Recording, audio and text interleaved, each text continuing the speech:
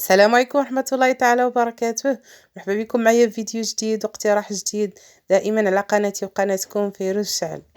اليوم جيت نحضر معكم او نشارك معكم القصريه ديالنا ديال نهار الجمعه اللي خدمتها بلحم الراس كذلك بالخضار متنوعه كما تشوفوا. تيجي واحد الطبق لي صحي لذيذ بزاف.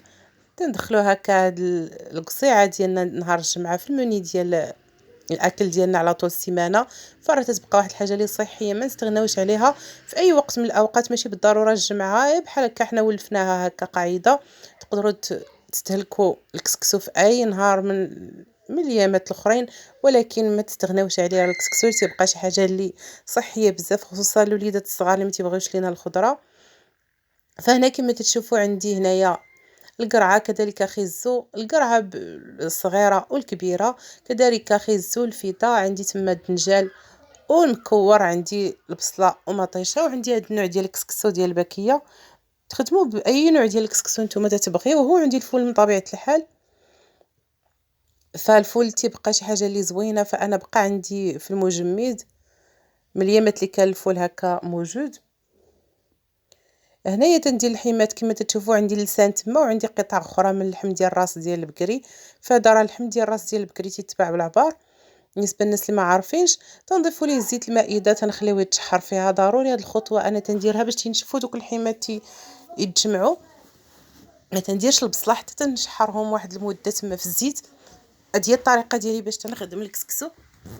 نتمنى تجربوها تعجبكم ان شاء الله. وهنا بعد ما تشحروا هذوك الحيمات تنضيف البصله ومطيشه، تنكون قطعتهم قطع متوسطه. كذلك التبزيره عندي هنا سكنجبير والبزار خرقوم البلدي والملحه. هذه هي التبزيره اللي تندخلوا في الكسكسو.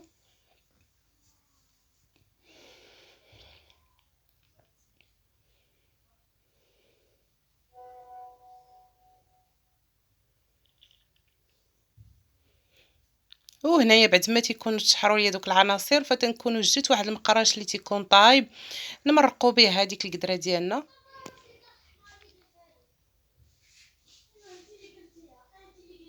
نديروا الكميه اللي تناسبنا. فدائما نحاولوا نديروا واحد النسبه من هذيك القدره، اي قدره خدمنا بها. فالعبار اللي تتمشيو به ديال الماء هو النسبه الكبيره من هذيك القدره هي اللي تديروا فيها المرق. فراه ترجع تتبخر باش ترجع معكم نسبه اللي معقوله من المرقه. ما تبقاش هي هكا كما الاول. فراه تتمرقوا بهذاك العبار كما قلت لكم. بالنسبه للمبتدئات تديروا الثلثين ديال الاناء اللي عندكم، ومن بعد ترجع نص او قل. جبت لي شي محليتك كلها. وهنايا بعد ما يغلي لينا داك الماء، تنضيفوا هاد الخضره هذه اللي تتكون شويه صعيبه في الطياب، لي شو مع خيزو كذلك ربيطه ديال الربيع.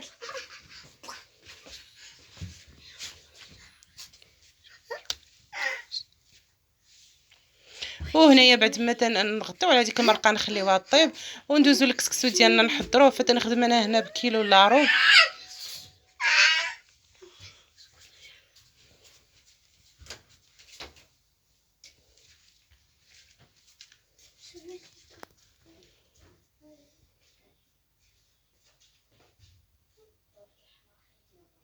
فالمره الاولى تنديروا ليه شويه ديال الزيت تلبسوه بها. هذاك الكسكسو كامل تلبسوه بالزيت باش ما يبقاش هكا يتكتل او يتعجن لينا. ضروري هذه الخطوه هذه. ما نقيسوش ليه الماء، تنديروا ليه الزيت دائما مع المبتدئات. دائما هذه نصائح موجهه للمبتدئات، وبالنسبه للناس اللي ما يعرفوش يخدموا الكسكسو من دول اخرى. فهذه هي الطريقه تلبسوه بالزيت هي الاولى. ومن بعد تنضيف واحد الكميه الماء قليله، ما نضيفوش الماء كثير في هذه المرحله الاولى قبل ما نفوروه. فضروري ما نضيفوش ليه الماء كثير. كما تشوفوا اكتفيت تقريبا بنص كاس، هذا هو العبار. نحاولوا نفزكوه فقط، ما نغمروهش بالماء مزيان،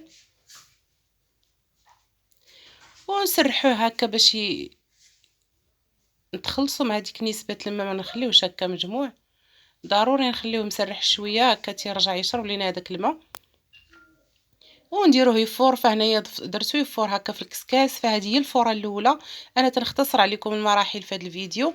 فراه هنايا فخار كما تشوفوا هذه الفوره الاولى. تتشد لينا الفوره الاولى وتقريبا الفورات كاملين 20 دقيقه حتى نص ساعه. 20 دقيقه حتى نص ساعه كأبعد تقدير. هنايا بعد ما تيكون تنحيدو ديك الفوره الاولى وتنسقيوها ونخدموها بنفس الطريقه، او تنخدموها عفوا من بعد تشوفوا الطريقه باش نخدمها. فهنايا تنضيف الكميه ديال الخضره اللي بقات ليا، تندير هذيك الفيته كذلك الدنجال والفول.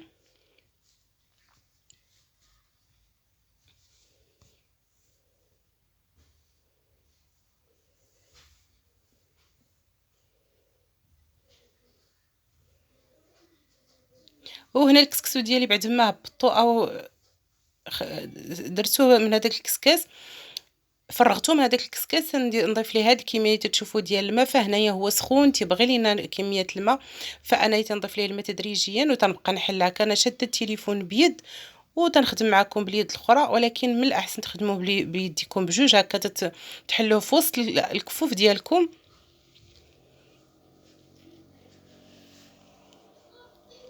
تتحاولوا هذوك الكويرات هكا تحلوهم بين يديكم بجوج باش يجيكم ساهل في الخدمه. كما تشوفوا تنضيف الماء تدريجيا. الماء اللي تيكون بارد من طبيعه الحال تندخلو كميه في الاول وكميه في الثاني باش ما يتعجنش لينا وحنا تنخدموه. هو تيشرب لينا هذاك الماء، فتيكون سخون تيشرب لينا هذيك الكميه الماء. كما قلت لكم دائما بالتدريج، ما نكبوش الماء في خطره واحده وتنرجعوا نسرحوه في هذيك الكسريه باش عاوتاني يشرب لينا هذيك الكميه الماء اللي ضفنا ليه ويبدا تيرطاب. فهنايا كما بعد ما تخدموه وتديروا ليه هذيك نسبه الماء، فانتم تلاحظوا انه بدا يرطب. هنايا فورتو الفوره الثانيه كما شفتوا معايا، فراه قريب يطيب. هذه هي الفوره الثانيه. فهو تيكون في المجموع 3 الفورات. وهذه هي الكميه الخضره اللي بقات ليا، اللي تتكون تتشد واحد المده قصيره في الطياب، ما تتشد لناش نهائيا الوقت في الطياب. القرعه والقرعه الكورجيت والقرعه الحمراء.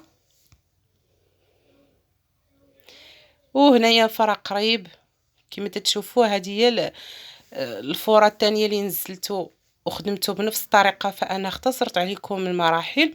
خدمته بنفس الطريقه، تنضيف الماء تدريجيا وتنحكو هكا بالكفوف ديالي باش نردو الفوره الاخيره الثالثه والاخيره. فتبعوا معايا مزيان دائما بالنسبه للمبتدئات او الناس اللي تيجربوا الكسكسو اول مره.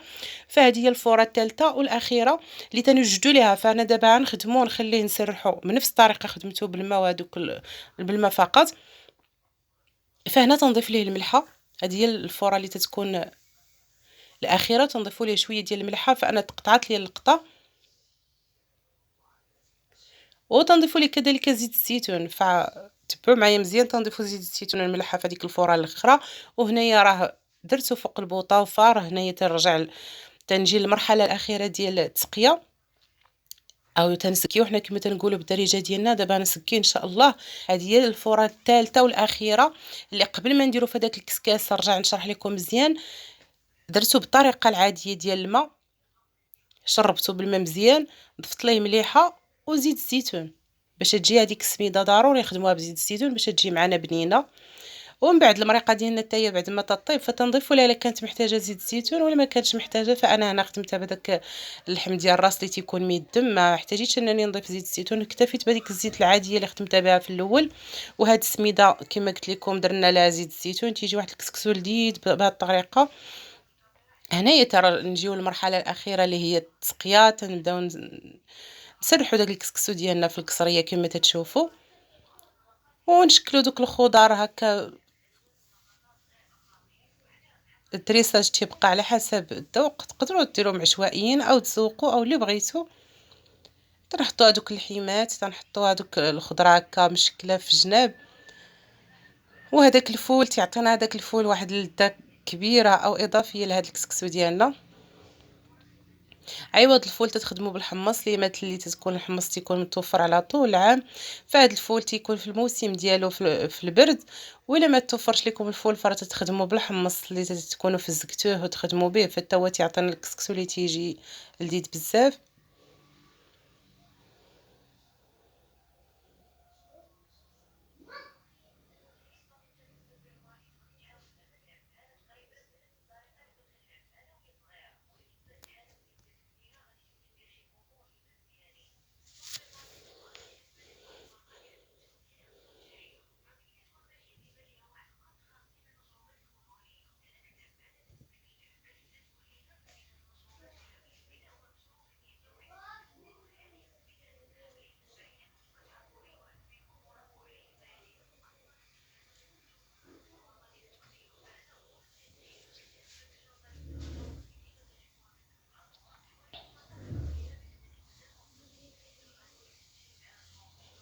وهذا هو الشكل النهائي ديال الكسكسو ديالنا. تيجي مشكل بهذاك الخضار كما قلت لكم.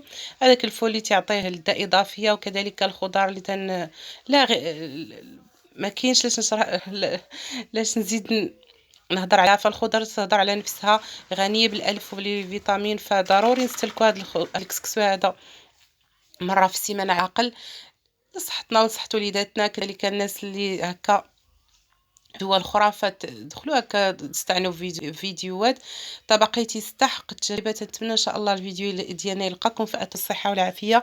ما تبخلوش علينا بهذيك البصيمه دائما كما تنقول لكم، راه هي تحدد مصير الفيديو.